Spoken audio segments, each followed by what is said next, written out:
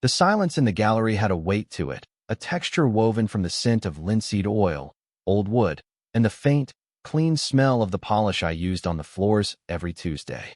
It was a silence I had come to know intimately, the kind that settled into your bones and made you feel both peaceful and profoundly alone.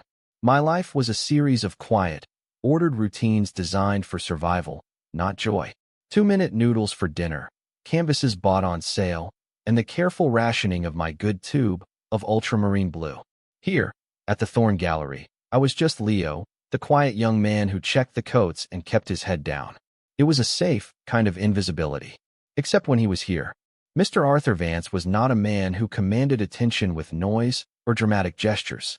His presence was a much quieter force, like the steady, subtle pull of gravity. When he walked into the gallery, the air itself seemed to shift, to coalesce around him. He was older, perhaps in his late 50s, with hair that was more silver than gray, and a face that looked as if it had been carved from some resilient, thoughtful material. He wore beautifully tailored suits that never looked stuffy, just comfortable, as if they were a natural extension of his own skin. He was, I knew from the hushed whispers of my boss, one of the city's most significant philanthropists, a quiet collector of art that spoke to him, not art that screamed its own value. And I, for the better part of a year, had been hopelessly, silently, and ridiculously in love with him. It was an ache I kept tucked away, a secret warmth in the otherwise cool landscape of my life. I never spoke to him beyond a polite, "Good afternoon, Mr. Vance," or "May I take your coat?" He would always meet my eyes when he responded, a flicker of something calm and assessing in his gaze that made my heart stumble over itself. He had a way of looking at people, at art, that felt like a genuine act of seeing. He wasn't just looking, he was paying attention. In a life where I felt largely overlooked, that brief, focused attention was a potent intoxicant. On my small, cluttered nightstand, tucked beneath a stack of art history books, was a worn catalog from an exhibition he had curated 2 years ago at the City Museum. I had taken it from the gallery's discard pile. His curator's note was written with such clarity and passion, such a deep, abiding respect for the artists. I had read it so many times the paper was soft at the edges. It was the only piece of him I allowed myself to have, a tangible link to the man whose quiet presence filled the empty spaces in my daydreams. This week, however, the usual gallery silence was replaced by a low thrum of nervous energy. It was the week of the annual charity auction, a night of champagne, canapes, and the polite, bloodless warfare of the city's elite bidding on art to benefit the Children's Hospital. My role was to be a ghost, a silent facilitator gliding through the crowd with trays of drinks and a forced, neutral smile. It was a night for observing the lives of others, a stark reminder of the world to which I did not belong. But there was one piece in the auction that held a piece of my heart. It was a small oil painting, an unsigned landscape tucked away in a corner of the main viewing room. It was easy to miss, dwarfed by the loud, abstract canvases and dramatic sculptures that were attracting all the attention. It depicted a stretch of rolling hills under a bruised purple sky, the kind of twilight that feels heavy with unspoken words. It looked exactly like the fields behind my grandmother's house, a place I hadn't seen in over a decade but could still smell in my memory, the scent of damp earth and wild grass. I knew, with the dull certainty of an empty bank account, that I could never afford it. The starting bid alone was more than my rent. Still, I found myself drawn to it during my breaks, standing before it and feeling a painful, sweet nostalgia. It was a window into a part of myself I had boarded up long ago. Seeing it on the auction block felt like a small, personal violation, like a piece of my own history was about to be sold to the highest bidder, to hang on a wall as a decorative object, its deeper meaning entirely lost. The night of the auction preview arrived, a wave of expensive perfume and murmured conversations washing into the gallery. I stood by the door, my hands clasped behind my back in the posture of professional deference my boss, Mr. Thorne, had drilled into me. And then he arrived. Arthur Vance stepped through the door, and just like always, the room seemed to recalibrate around him. He paused for a moment, his gaze sweeping the space not with a sense of ownership, but of quiet curiosity. He handed me his coat, a heavy, dark wool that felt impossibly soft. Our fingers didn't touch, but I felt the warmth emanating from the fabric. "Good evening, Leo," he said. His voice was a low, calm baritone, a sound like smoothed river stones. He used my name. He remembered my name. It was a small thing, a courtesy, but it landed in my chest with a surprising weight. "Good evening, Mr. Vance," I managed, my own voice sounding thin and reedy in comparison. He gave me a small, reserved nod and moved into the gallery. I watched him go, my pulse a frantic, unsteady rhythm against my ribs. I watched his hands, always his hands. They were strong and capable, with long fingers. He adjusted the spectacles that rested on his nose, a gesture so simple and yet so full of a quiet, settled confidence. He didn't gravitate toward the clusters of chattering guests. He moved through the room alone, pausing before each piece, giving it his full, undivided attention. He was here for the art, not the performance. My job was to be invisible, but my eyes were tethered to him.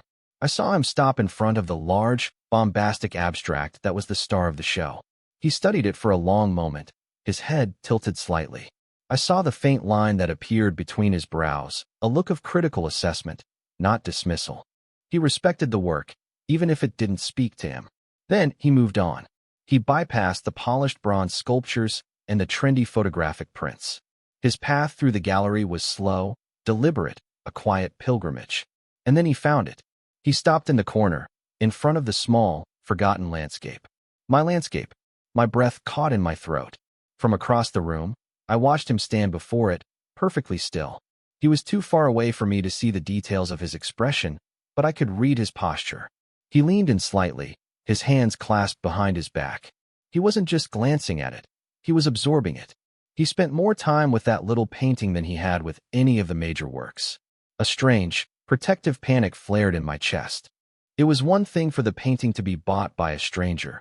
It was another thing entirely for it to be seen, truly seen, by him. It felt like he was looking through that painted window and seeing something of me. He finally straightened up, and his gaze lifted, sweeping across the room as if searching for someone. For a dizzying, impossible second, his eyes met mine. He was clear across the gallery, a sea of people between us, but the connection was as sharp and sudden as a static shock. He held my gaze for a beat, 2 beats, his expression unreadable. Then he gave a slow, almost imperceptible nod before turning away. My heart was a wild bird beating against the cage of my ribs. He had seen me watching. He had seen me watching him look at the painting that held my own quiet history. And in that moment, the careful walls of my invisibility felt as fragile as glass. The auction itself began an hour later. The smooth, practiced voice of the auctioneer filled the room, a rhythmic chant of rising numbers and feigned excitement. I moved through the aisles, a silent sentinel with a tray of champagne flutes, my body on autopilot. My mind, however, was a tangled mess of anxiety and a strange, burgeoning hope. I kept my eyes on Arthur Vance. He had taken a seat near the back, paddle number 74 resting untouched on the small table beside him. The big pieces went first, for staggering sums that made my head spin. A crimson and black canvas sold for the price of a small house. A series of photographs went for more than I would make in a decade. Through it all, Arthur remained still. He watched the proceedings with a detached interest, like a naturalist observing a peculiar mating ritual. He didn't raise his paddle once. Other collectors, louder and more ostentatious, battled for the prize pieces, their egos on full display. Arthur simply watched. I found myself studying the man, not just the collector. He seemed to exist at a lower frequency than everyone else in the room. While others buzzed with nervous energy and competitive fire, he was a pool of calm. I wondered about his life, the home he would return to after this. Was it a grand, empty mansion? Or a space filled with the quiet company of the art he loved? He seemed solitary, but there was a difference between being solitary and being lonely. I knew loneliness intimately. It was a cold, sharp-edged thing. Whatever Arthur Vance possessed, it felt different. It felt like a choice. It was a self-contained stillness, a quiet strength. My rounds took me near his table. As I leaned in to offer a glass of water to the woman beside him, my sleeve brushed against his shoulder. It was the barest whisper of contact, wool against wool, but I froze for a fraction of a second. He turned his head slightly, and his eyes met mine again. This time, we were only a few feet apart. I could see the fine lines around his eyes, the deep, thoughtful blue of his irises. A faint, clean scent reached me, sandalwood and old paper. "Thank you, Leo," he murmured, his voice so low it was almost lost beneath the auctioneer's patter. He hadn't been offered a drink. He was thanking me for the near contact, for the small, shared moment of presence. The corner of his mouth lifted in something that was not quite a smile, but a quiet acknowledgement. A secret shared between us in a room full of people. I felt a flush creep up my neck. I just nodded, unable to form words, and retreated, my hands trembling slightly as I gripped the tray. The auction wore on.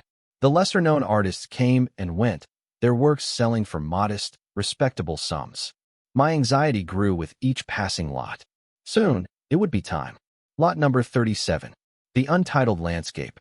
I held my breath as the image of the painting flashed onto the large screens at the front of the room. The auctioneer described it in dismissive terms. A charming, rustic piece, school of. "Well, an unknown hand. We'll start the bidding at $500. A pained silence filled the room. $500 was an insult. It was also $500 more than I had. The auctioneer called for a bid, his voice impatient. "Do I have 500? He scanned the crowd. Nothing. My heart sank. It was going to be passed over, unsold. The humiliation of it felt personal. "Come now, ladies and gentlemen, for the hospital." And then, a quiet movement at the back of the room. Paddle 74 rose into the air. It was a slow, deliberate gesture. Not a flick of the wrist, but a calm, certain statement. Arthur Vance had made a bid. The auctioneer's face brightened. "I have $500 from Paddle 74. "Thank you, sir." He was about to continue when another paddle shot up from the front row. It was a man I recognized, a flashy property developer named Marcus Thorne, a cousin of my boss, known for his aggressive acquisitions and loud ties. He grinned, looking around for an audience. He wasn't interested in the painting. He was interested in the sport. 1,000. Thorne called out, his voice booming. Without hesitation, Arthur's paddle rose again. He didn't look at Thorne. He didn't look at the auctioneer. He kept his eyes fixed on the image of the painting on the screen. The auctioneer pointed his gavel. 1,500. Thorne laughed. 2,000. Arthur's paddle lifted. 2,500. A ripple of interest went through the crowd. This was unexpected. A bidding war over a forgotten little landscape. Thorne, enjoying the attention, raised his bid to 5,000. I felt sick. This was turning into a game, a display of wealth, and my small, precious window to the past was the playing field. Arthur didn't flinch. His next bid was calm, immediate. 10,000. The room went quiet. Thorne's smile faltered. This was no longer a game. This was a serious figure. He looked back at Arthur, a challenge in his eyes. But Arthur's expression was unreadable, a mask of placid determination. He wasn't fighting Thorne. He wasn't performing for the crowd. He was, it seemed to me, simply claiming what was his. Thorne, flustered and unwilling to spend that much on a whim, shook his head and lowered his paddle with a theatrical sigh. The auctioneer, stunned but pleased, slammed his gavel down. "Sold. To paddle number 74 for $10,000, a smattering of polite applause broke out. I stood frozen in the aisle, my tray forgotten in my hands.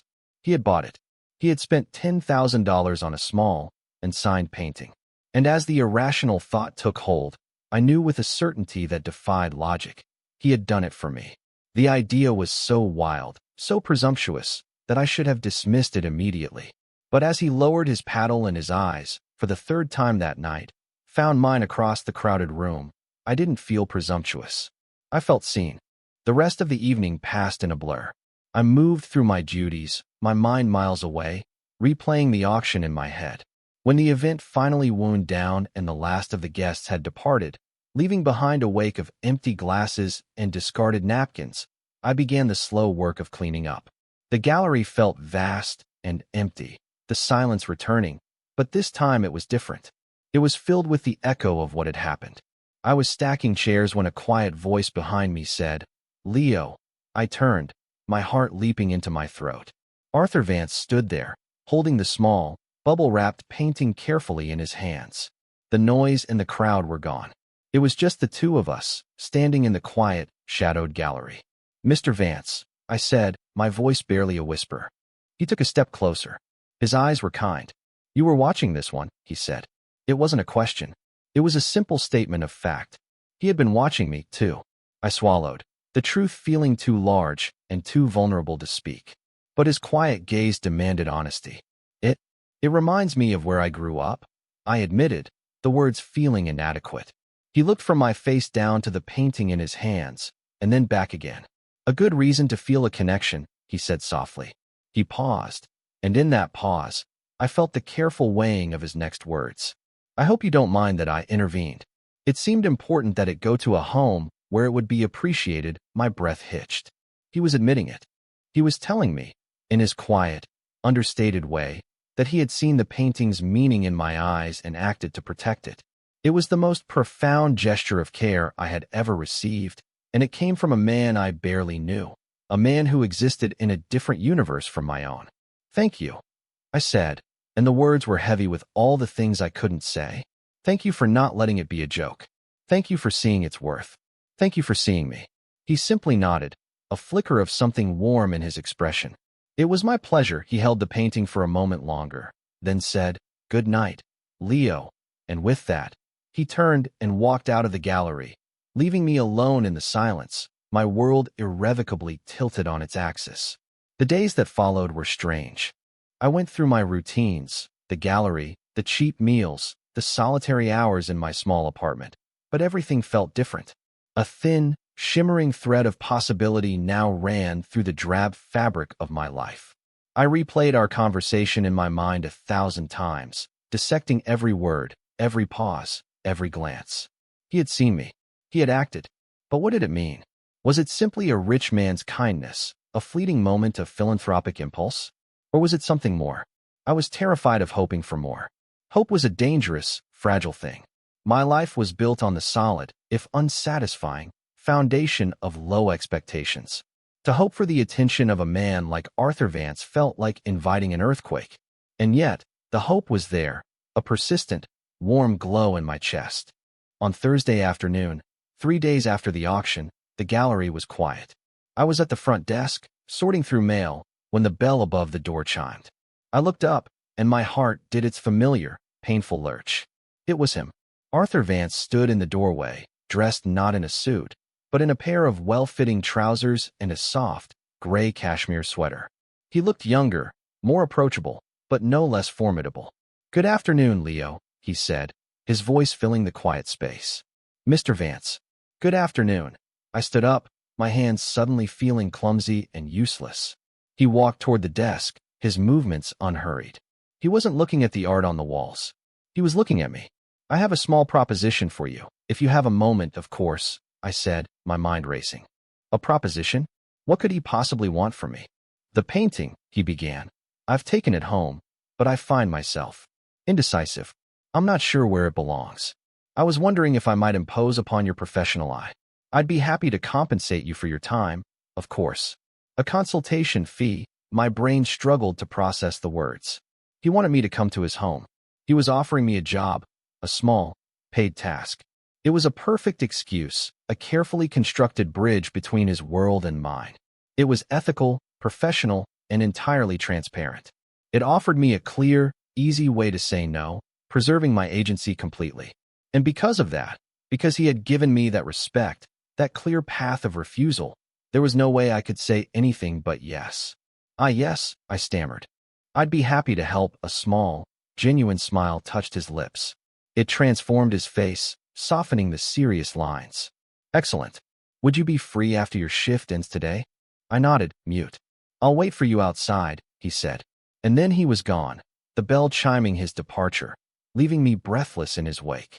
The rest of my shift was an agony of anticipation. I polished non-existent smudges from the glass display cases and rearranged pamphlets that were already perfectly aligned. My boss, Mr. Thorne, gave me a curious look. "You seem jumpy, Leo. Everything all right?" "Fine, sir. Just fine." I lied.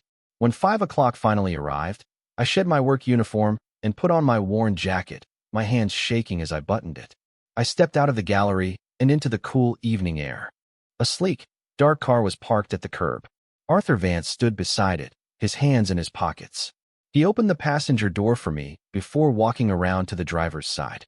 The inside of the car was a cocoon of quiet luxury. It smelled of leather and that same faint, clean scent of sandalwood. The drive was mostly silent, but it wasn't an uncomfortable silence. It was a shared, contemplative quiet. His home was not the grand, imposing mansion I might have imagined. It was a beautiful, modern house built of stone and glass, nestled into a hillside overlooking the city. It was large, yes, but it felt warm and personal, a home rather than a showpiece. Inside, the walls were filled with art, but it was arranged with care, not for display. Each piece seemed to have its own space to breathe. The furniture was elegant but comfortable, inviting you to sit, to stay. It was a reflection of the man himself, quiet, understated, and possessed of a deep, intrinsic quality. He led me into a large living area with a wall of windows that looked out over the glittering city lights. And there, leaning against a bookshelf, was the painting. My painting. Seeing it here, in this beautiful, quiet space, felt profoundly right. "So," Arthur said, his voice a low rumble beside me. "The consultant is here. Where do you think it belongs, Leo?" He used my name again, and this time it felt different. It wasn't just an employer addressing an employee. It was an invitation. The air between us was charged, thick with all the things that had been left unsaid. This was about more than a painting, and we both knew it. I walked around the room, trying to see it with a professional eye, but my heart was pounding a frantic rhythm against my ribs. I was intensely aware of him watching me, his steady gaze following my every move. I pointed to a space on a smaller, more intimate wall between two floor-to-ceiling bookshelves. "There," I said, my voice steadier than I expected. "It's a quiet piece. It needs a quiet wall, a place where someone would sit and read, and just look up at it. It shouldn't have to compete with the view." He considered the spot for a long moment, then nodded slowly. "You're right. Of course, you're right." He looked at me, a strange, searching expression on his face.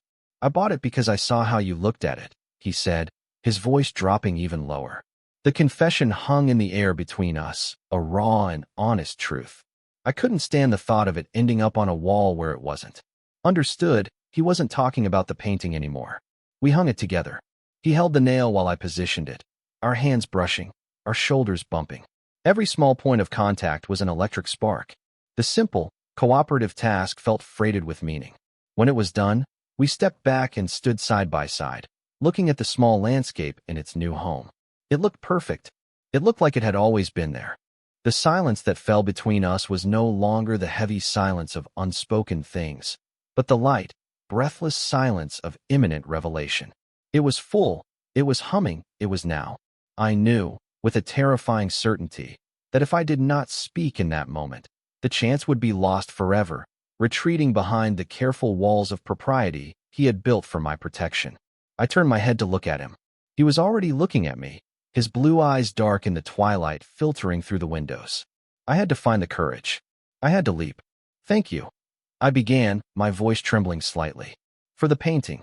For bringing me here. For seeing it." I took a breath. "For seeing me," a muscle feathered in his jaw. His expression softened, the careful neutrality melting away to reveal something vulnerable, something achingly real. "I have been seeing you for a long time, Leo," he said, his voice thick with an emotion I couldn't name. "Longer than you think." He took a small step closer, closing the respectable distance between us. The air grew thin, charged. "I confess," he continued, his gaze unwavering, "I have been worried. Worried that my position, my age, that any show of interest would be perceived as coercive, as predatory. The last thing I ever wanted was to make you uncomfortable. I wanted to proceed with the utmost respect for your agency, your choice." His honesty was a physical blow, knocking the air from my lungs. He was naming the power imbalance, the very thing that had been my own secret fear. He was laying it bare, not to use it, but to dismantle it. He was handing me all the power, giving me the clear and absolute right to walk away. And in doing so, he made it impossible for me to want to. This is it. Now, I am standing on the edge of my old, safe, lonely life. I can step back, or I can fall forward into this terrifying, beautiful unknown. I take a step forward. "It doesn't," I said, my voice a ragged whisper. The space between us was now barely a hand's breadth. I could feel the warmth radiating from his body. "It doesn't feel predatory. It feels safe." His gaze, intense and searching, dropped to my mouth, then lifted back to my eyes. It was a question, asked in the silent language of desire that transcends words. He was waiting for my permission. He would not move, would not touch, would not take, unless I allowed it. I gave the slightest nod, a tiny, jerky movement of my head that felt like the most significant gesture of my life. That was all the answer he needed. He closed the final inch between us. His hand, so large and warm, came up to cup my jaw, his thumb stroking gently along my cheekbone. The touch was reverent. It was a question, a comfort, and a promise all at once. He leaned in, and the world narrowed to the space between our mouths. The kiss was nothing like I had imagined. It wasn't a sudden, passionate crash. It was slow, unhurried, a gentle press of lips that felt like coming home. It was a kiss of profound relief, of arrival. It tasted of quiet certainty and a deep, unspoken yearning finally given voice. There was no pressure, no demand. It was a perfect, mutual offering. He was giving, and I was giving in return, and in that shared space, the difference in our ages, in our wealth, in our stations in life, all of it dissolved into nothing. We were just two men, standing in a quiet room, who had finally found their way to each other. When we broke apart, it was only by a few inches.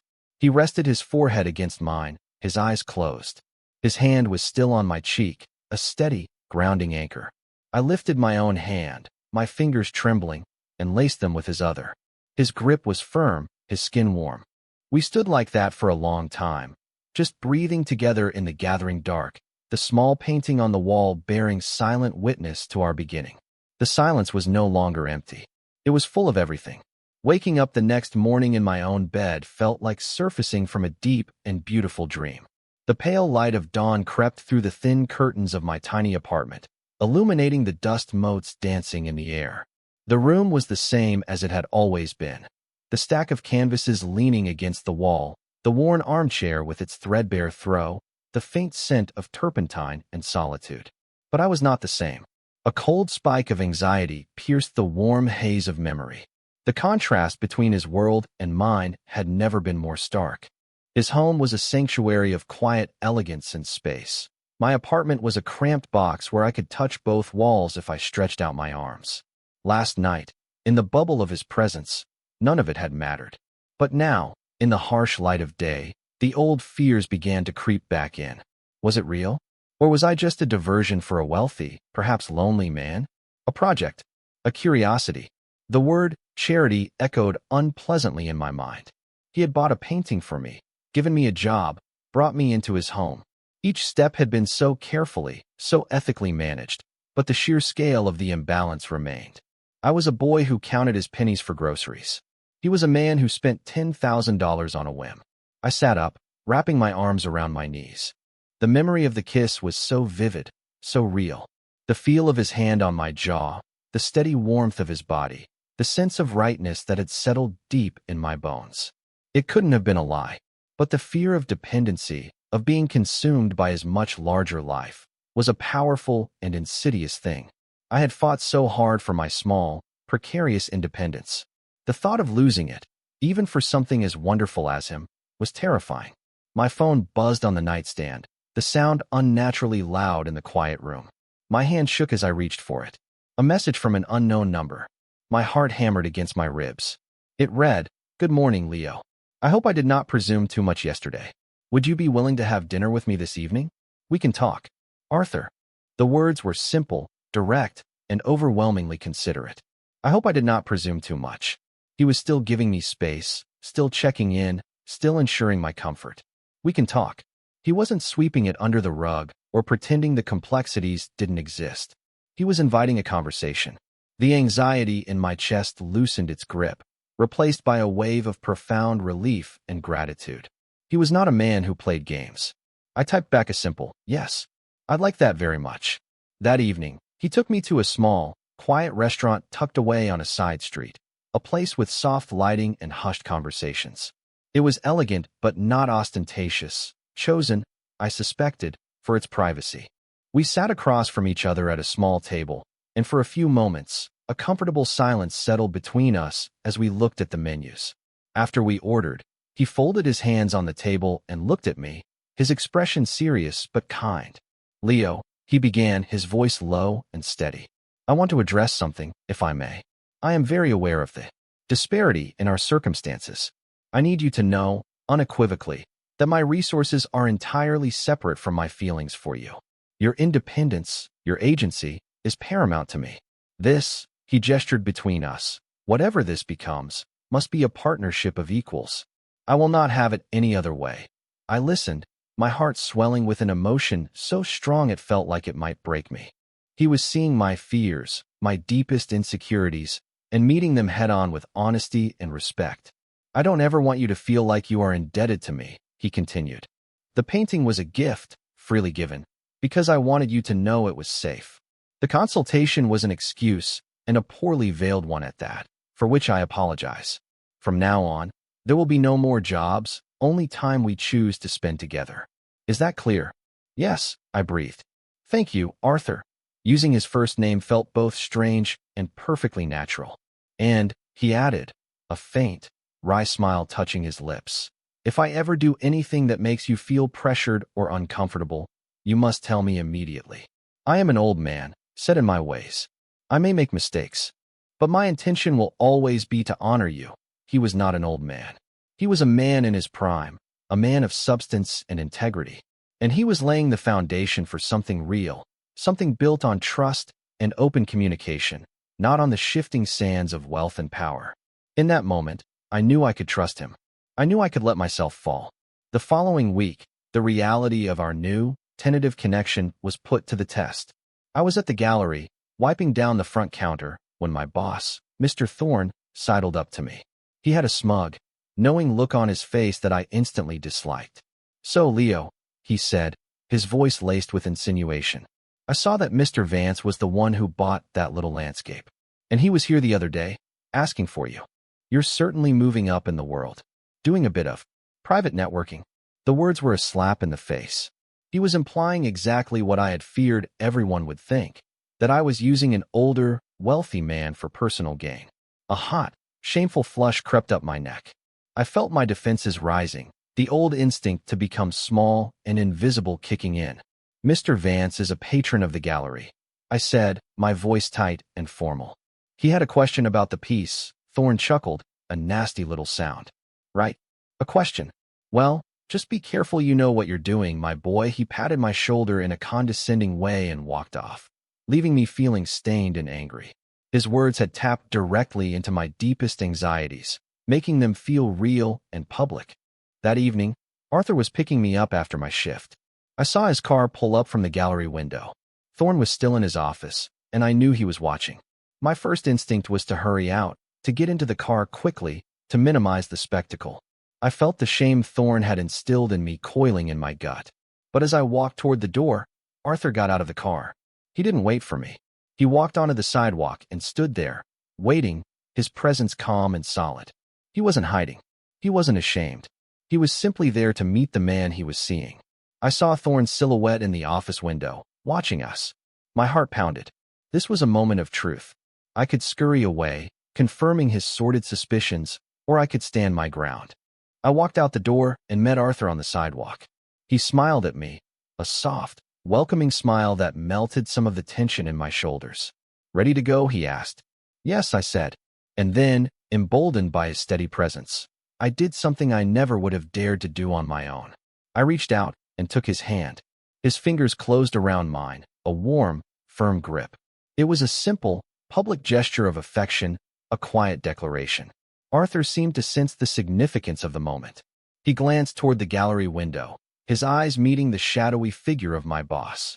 His expression didn't change, but his gaze was level, unwavering, and utterly unimpeachable. There was no defiance in it, no anger. Just a calm, solid statement. This is my life. This is my choice. He gave my hand a gentle squeeze and led me to the car, opening the door for me as he always did. As we drove away, I looked back at the gallery. Thorne was gone from the window. We had navigated the moment together, not with a confrontation, but with a quiet, unshakable dignity.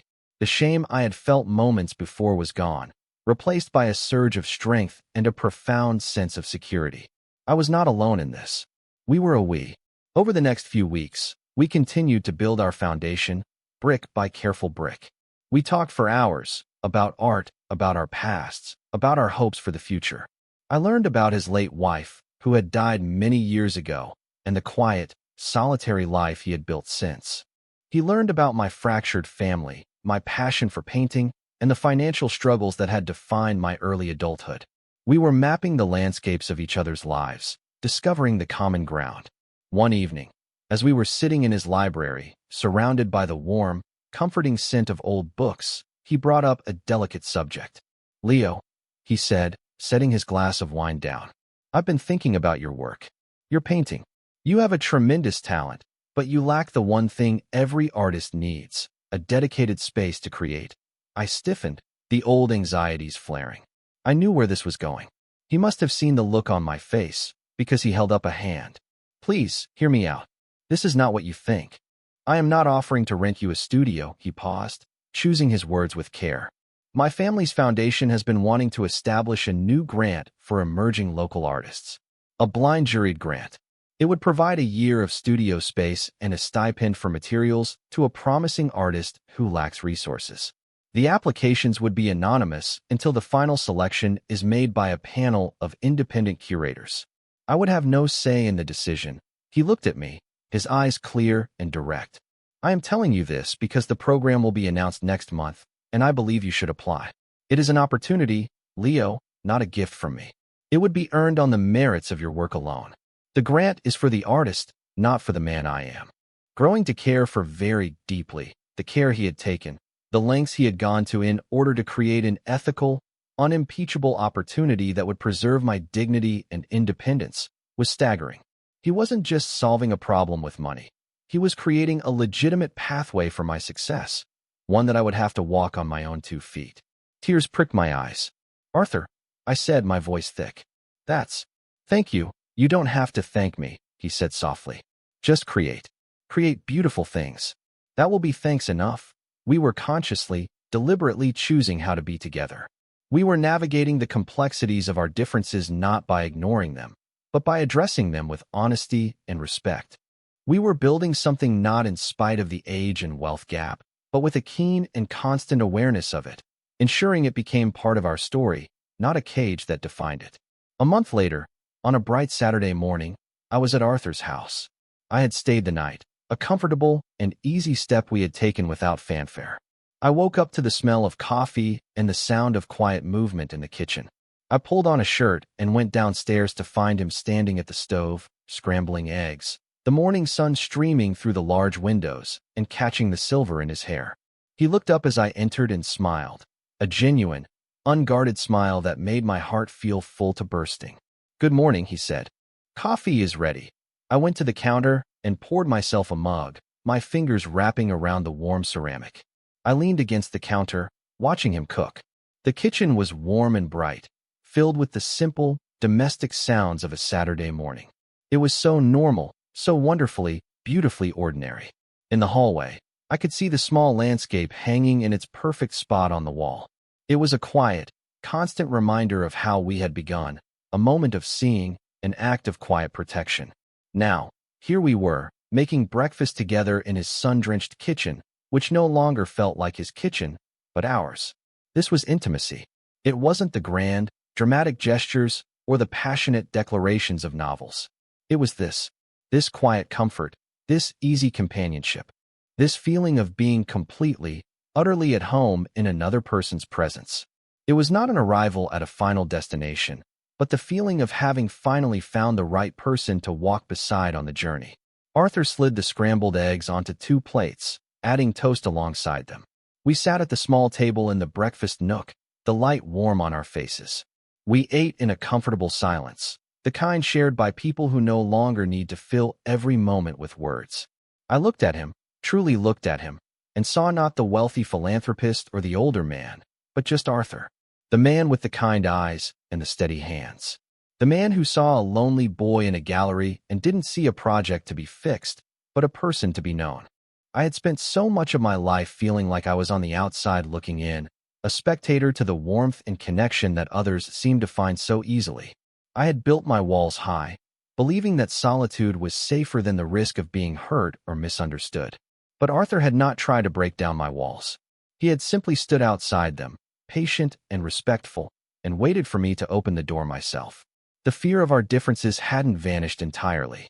It was a quiet hum in the background, a reminder to be mindful, to keep communicating, to never take this fragile, beautiful thing for granted. But it was no longer a monster in the dark. It was just a fact, a piece of the complex, wonderful tapestry we were weaving together. The age gap gave him a perspective and a steadiness that I found grounding. My own youthful energy, he told me, reminded him to see the world with fresh eyes. We were not the same, and in that difference, we found a surprising and wonderful balance. After breakfast, we took our coffee out onto the terrace. The city sprawled below us, hazy and beautiful in the morning light. I stood beside him, our shoulders brushing, and felt a profound sense of peace settle over me. I thought about the application for the arts grant sitting on my desk at home, the portfolio of my best work ready to be submitted. Whether I got it or not, the act of applying, of taking that step for myself, already felt like a victory. Arthur had opened a door, but I was the one who had to walk through it. He wasn't saving me. He was empowering me to save myself. He reached over and took my hand, his fingers lacing with mine. It felt as natural as breathing. "What are you thinking about?" he asked softly. I looked at our joined hands, then up at his face. "I'm thinking," I said, my voice clear and steady, "that I'm finally home." He brought my hand to his lips and pressed a gentle kiss to my knuckles.